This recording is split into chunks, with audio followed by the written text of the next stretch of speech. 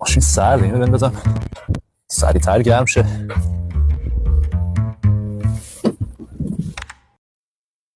ای بابا کارشناس رنگم اومد.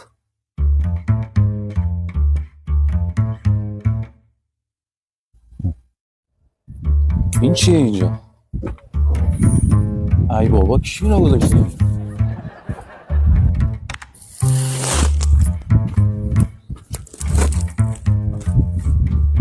ای بابا این درش هم که خرابه. آره درش مشکل داره، کسی لاش نیست. خیلی سرده هوا، اصلا نمیشه نشست. اصلا نباشی، سلامت باشی.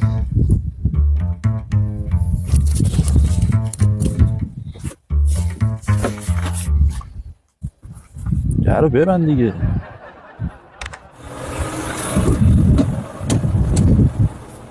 مهندس میشه خاموش کنی؟ چرا؟ صداش اذیت میکنه.